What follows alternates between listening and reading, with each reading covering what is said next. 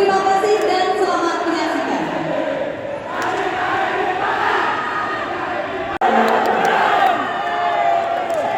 Bapak Ibu rekan-rekan, boleh kembali dulu ke tempat duduknya. Terima kasih banyak sekali. Pendukung pasangan nomor 2 boleh kembali dulu.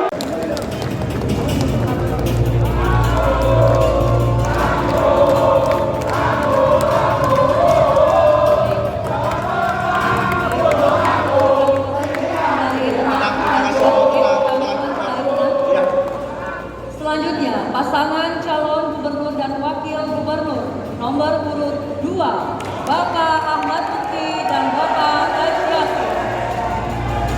Kami persilakan untuk memasuki panggung dan berdiri di podium.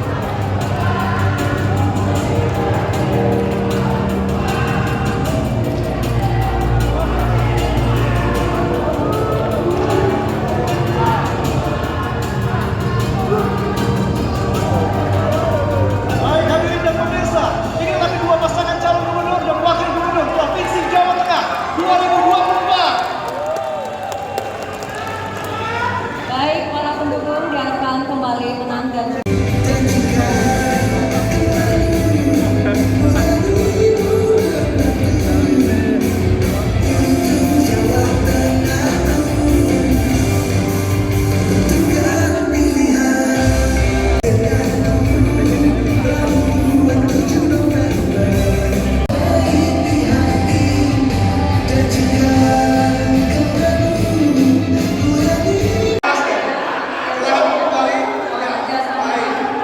Baik, terima kasih hadirin dan Salam sejahtera, shalom, Om Swastiastu, Namo Buddhaya, salam kebajikan rahayu. Hadirin sekalian, sejak berdirinya Provinsi Jawa Tengah, para pendahulu kami, para gubernur, pada masanya telah berusaha untuk memperbaiki kesejahteraan masyarakat Jawa Tengah dengan masing-masing tantangan dan pencapaiannya. Hari ini kita masih punya banyak PR. Hari ini Indeks Demokrasi Indonesia Jawa Tengah menunjukkan tren yang memburuk selama 3 tahun terakhir. 7 dari 10 indikator menunjukkan tren yang menurun. Begitu juga dengan indeks pelayanan publik. 3 tahun terakhir kita melihat tren yang memburuk, yang mungkin disebabkan oleh turunnya penilaian integritas oleh KPK, turunnya indeks demokrasi, maupun turunnya efisiensi perekonomian Jawa Tengah. Dari bidang pendidikan juga begitu. Kita melihat bahwa rata-rata lama sekolah masyarakat Jawa Tengah usia 25 tahun ke atas hari ini masih sekitar 8 tahun. Dan terjadi kesenjangan yang cukup menonjol, di mana satu kota bahkan punya rata-rata lama sekolah 11,5 tahun, sementara di lain sisi ada kabupaten yang rata-rata lama sekolahnya baru mencapai 6,4 tahun. Hal ini sangat penting bagi siapapun calon gubernur, wakil gubernur yang akan menjabat di periode 2024-2029. Karena apa? Karena kita dihadapkan pada SDG atau Sustainable Development. Itu adalah tujuan kita bersama. 2045 adalah tujuan nasional. Itu bisa tercapai manakala pemerintah pusat, daerah, para akademisi, serta ngopeni dengan hati. Itu semua bisa terlaksana manakala tata kelola pemerintahannya bersih dan baik. Ditunjang adanya kepemimpinan yang memasyarakat, pemimpin yang tahu masalah dan bisa menyelesaikan masalah. Itulah ngopeni dan lakon. Ngopeni adalah memberikan pelayanan yang terbaik kepada masyarakat, sebagaimana pernah dicontohkan oleh Presiden yang ke-7, yaitu Bapak Joko Widodo, mendukung kami.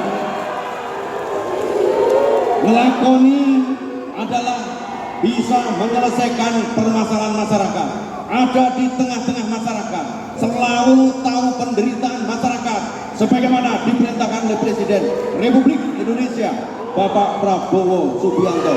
kepada saya untuk ngopeni dan lakoni di Jawa Tengah. Monggo. Dan Mas Lutfi, bahwa visi misi kita ngopeni dan ngelakoni warga Jawa Tengah yang disampaikan oleh Mas Lutfi, sejatinya prinsip tersebut sudah pernah saya lakukan pada waktu lalu. Alhamdulillah sejak 2019 bahwa kami telah memberikan insentif guru agama, baik agama muslim dan agama-agama yang lainnya. Kami juga memberikan biaya pendidikan kepada siswa-siswi yang ada di madrasah aliyah, baik swasta maupun negeri. Kami juga memberikan penghargaan kepada penghafal kitab suci agama, sekaligus memberikan pelayanan ekotret. Bapak Ibu yang kami hormati, tentu kami berharap semoga kami ini bermanfaat untuk masyarakat Jawa Tengah, mensejahterakan masyarakat Tengah, dan tentu kami mohon doa restu panjenengan semua. Semoga Allah Subhanahu wa taala meridhoi langkah kita untuk mengabdi kepada masyarakat Jawa Tengah. Wassalamualaikum warahmatullahi wabarakatuh. Untuk guna mengurangi adanya resapan air tanah agar tidak naik turun. Kemudian yang ketiga, dengan adanya kekurangan sanitasi dasar di Jawa Tengah hampir 14% lebih, tapi ini merupakan tantangan. Apabila kami nanti dengan Gus Yassin terpilih, akan kami penuhi sanitasi dasar, yaitu jambanisasi itu sendiri.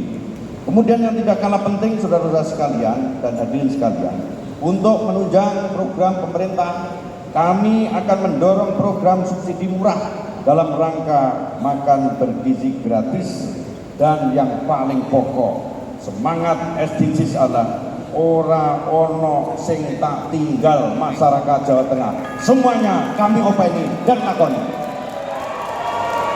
Waktu Anda menjawab masih tersedia.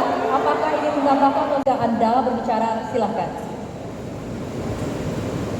Ya, saya hanya ingin menambahkan saja. Mungkin tadi Mas Lutfi sedikit kelupaan tentang partnership.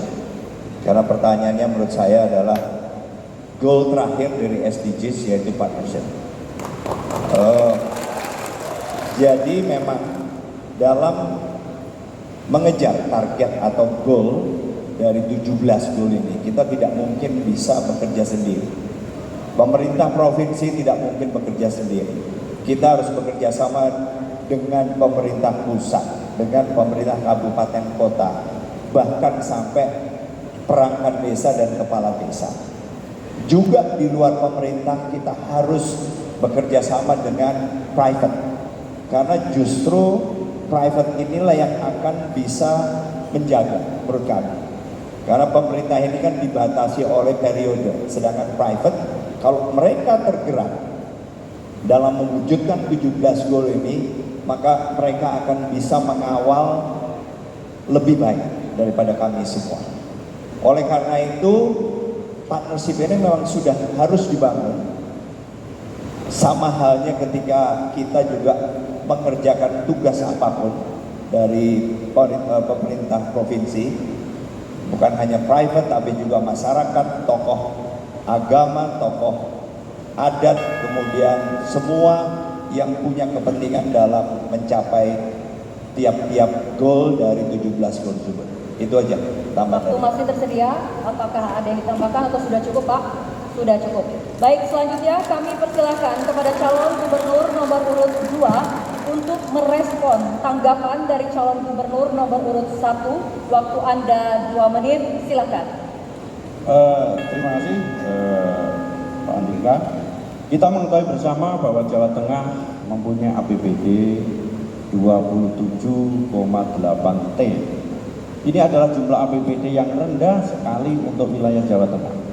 Apa yang kita lakukan? Kita akan mengadakan integrasi dengan pusat, kolaborasi dengan provinsi, kabupaten, dan desa.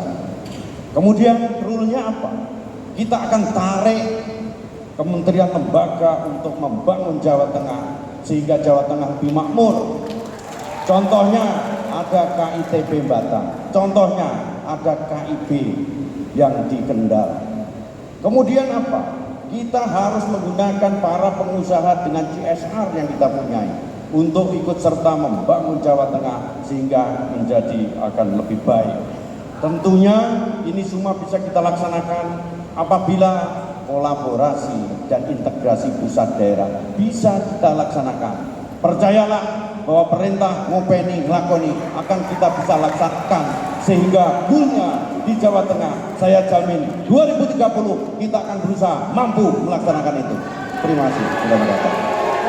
JPD 2025-2045 menyebutkan bahwa pelayanan publik Jawa Tengah masih menghadapi masalah yang berkaitan dengan belum optimalnya kualitas layanan, kapasitas institusi yang belum optimal, keterbatasan sistem informasi, belum meratanya kualitas sumber daya aparatur, rendahnya partisipasi masyarakat dalam proses pengambilan keputusan dan pengawasan pelayanan publik, serta terbatasnya inovasi dan teknologi yang dapat meningkatkan efisiensi pelayanan.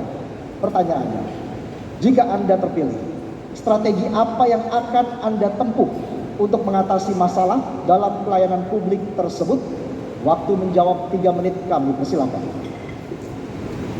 Indeks pelayanan publik Jawa Tengah secara umum memang bisa dikatakan tidak terlalu menggembirakan.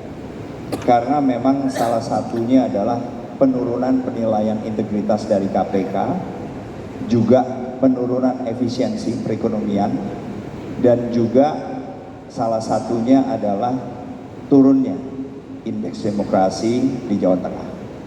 Apabila saya terpilih sebagai Gubernur Jawa Tengah, maka yang jelas kita harus meningkatkan tadi penilaian integritas oleh KPK. Berarti kita harus pastikan para pelayan publik, dalam hal ini birokrasi, mulai dari tingkat provinsi sampai dengan kabupaten, kota, desa, ini benar-benar memahami apa sebetulnya yang diinginkan atau dinilai oleh KPK khususnya dalam penilaian integritas mereka. Kedua, kita juga bisa menilai dari apakah kemudian efisiensi perekonomian ini kemudian akan membaik. Saat ini terjadi inefisiensi sampai dengan 10-12%. Dan ini sesuatu yang cukup menonjol. Berarti harus banyak perbaikan, karena terjadinya inefisiensi ini kan berarti apakah kita sebagai pelayan publik ini lambat atau cepat. Apakah kemudian kita menambah kos dalam memberikan pelayanan kepada mereka. Sedemikian rupa sehingga jangan sampai efisiensi atau inefisiensi ini kemudian malah menonjol. Kita harus mendorong sedemikian rupa agar perekonomian ini bisa efisien dengan cara memberikan layanan secepat mungkin, seminimal mungkin, melibatkan kos tambahan sehingga para pelaku usaha atau pelaku perekonomian ini bisa bekerja lebih efisien dan cepat. Dan juga salah satunya adalah bagaimana kita memberikan insentif dan disinsentif. Kita berikan reward atau penghargaan kepada mereka-mereka yang bekerja jujur, dan saya yakin masih begitu banyak pelayan publik yang bekerja jujur, punya idealisme dan menginginkan kerja maksimal. Tetapi kita juga harus bisa menunjukkan bahwa mereka-mereka yang tidak ingin menjadi bagian dari pelayanan publik yang efisien ini tidak ada tempat lagi di Jawa Tengah.